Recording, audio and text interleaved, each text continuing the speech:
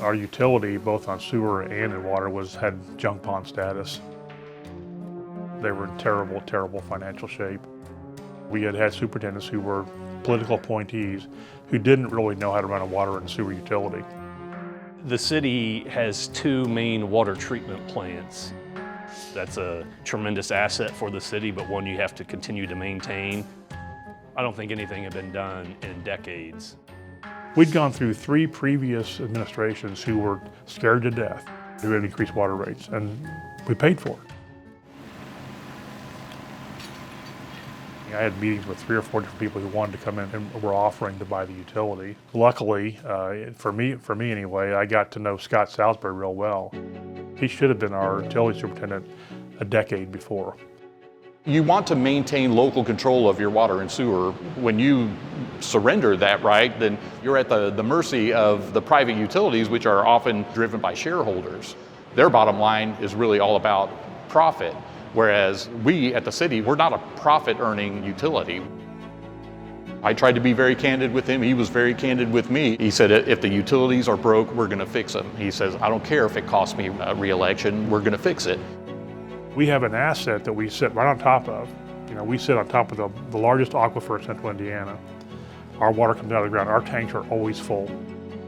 And Scott and I we were on the same page from the very first day, is that we were going to try and get things corrected. Obviously, we had to address rates. There were no financials. There was really nothing as far as policies and procedures as it pertained to the finances. And so after we put all that in place, we put a presentation together of kind of where things have been versus where things are now and where things will be.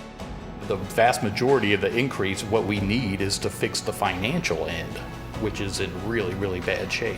When Scott first came on, he wasn't a great public speaker. He'd never done it before. So we coached him on how to speak publicly, and he worked very hard. He was tireless in his work ethic. This habit of waiting 10, 12, 15 years between rate increases is why there is no money in the utility. I had no desire to get up and speak regularly before the Utility Service Board, or let alone the council, and still to this day, I'm not a huge fan of public speaking. But he encouraged me, coached me. He was a mentor in the truest sense of that word. He set his expectations. I'm not going to do your job for you. You have to do your job. But if you need help, come and talk to me. That set the tone for the whole thing right there. We were having some serious conversations about if we did not get an increase, that the utility may default on its bonds. 6-2, it is adopted. All right, proposal number 7, amended version, is adopted. Keep in mind, we raised water rates over 50%. Now that's a huge increase in water rates. Thank you for stepping up to the plate and exhibiting the very kind of leadership that this city needs. Thank you for moving Lawrence forward. We will continue to be a great city with great people. Thank you, Mayor. Obviously, with a junk-rated utility, you're not going to be able to do much. Scott, the mayor, and I drove up to Chicago to meet with S&P and say, hey, here are all the things we've done. We'd like you to consider giving us an upgrade. About 6 weeks later, we got a 2-notch upgrade, so we were at least back to investment grade.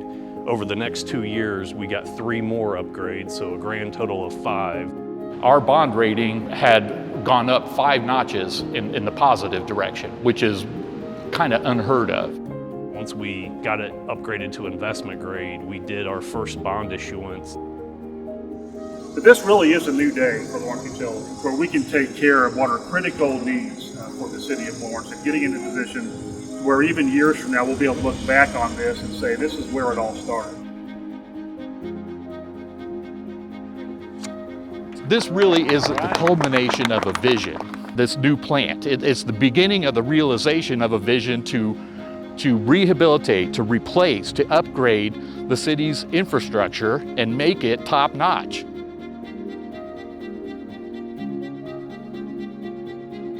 We were reinvesting ongoing every year $3 to $4 million back into the system in terms of new water mains, new meters. The Rich Hart water treatment plant and the Fort Harrison water treatment plant are effectively brand new. Both water towers have been rehabilitated, and yes, Scott, we did keep the hot air balloon that you fought so hard against.